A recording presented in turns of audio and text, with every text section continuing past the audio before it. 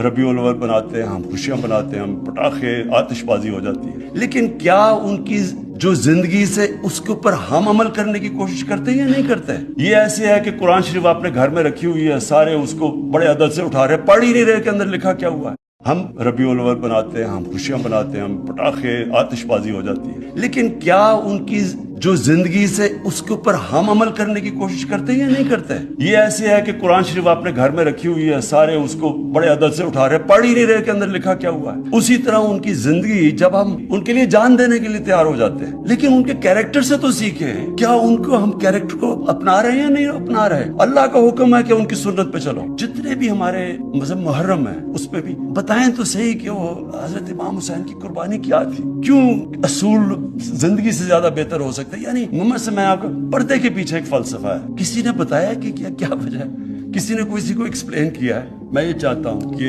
हमारा जो यूथ है वो ना उससे हो जो मेरे से हुई जब मैं पहली दफा बरतानिया गया। मुझे कोई समझ नहीं थी, मेरी कोई ग्राउंडिंग नहीं थी अपनी, मुझे अपनी नबी सल्लल्लाहु अलैहि वसल्लम की जिंदगी का कोई सही माने में इल्म नहीं था। हमारे इंग्लिश मीडियम एजुकेशन ने बेसिकली हमारे तासुर ये डाल दिया कि हम सब पीछे हैं, हमारा दीन आउटडेटेड है, हमारा कल्चर पीछे है, और जो भी है तो वो मगरब है। और ये बदकिस्मती से अभी भी हमारे बच्चों में जिस तरह का सोशल मीडिया पे कंटेंट आ रहा है, फिल्में आती हैं, सब कुछ आता है। दीन में तो कोई जबरदस्ती नहीं है, लेकिन कम से कम हमारे बच्चों को चॉइस तो पता चल जाएगा, अगर ये रास्ते पर चलोगे तो ये इसके मसले हैं, और अगर इस रास्ते पर चलोगे तो ये है कि ये जो आप कुरान में आप कहते हैं कि अल्लाह मुझे उनके रास्ते पर रखा, नेमतें जिनको बख्शी, वो नेमतों का रास्ता ये है,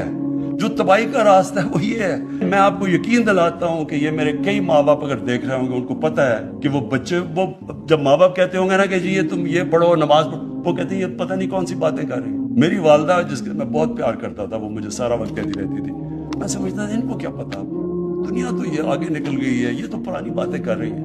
मैं तो ये अंदर से उनके सामने वालिद साहब के साथ जुमे की नमाज में भी चला जाता था, ये नहीं पता कि नमाज में पढ़ क्या रहा हूँ, कि मांग रहा हूँ सीधा रास्ता और लगा हूं दूसरे रास्ते पे। इसलिए मैं चाहता हूं कि हमारे बच्चों को ये ना हो, मैं चाहता हूं कि मेरी नौजवानों को सबको पता हो कि हम हैं क्या, ये क्यों मुल्क बना था, जो दुनिया का तारीख का सबसे अजीम लीडर ना कभी आया ना कभी आ सकता है, जिसको अल्लाह कह रहा है अपना रोल मॉडल बनाओ, तो आप उसको रोल मॉडल तब बनाएंगे आपको पता तो चले कि रोल मॉडल की सिफ्तें क्या थी, कि वो कैसे उठा के उन्होंने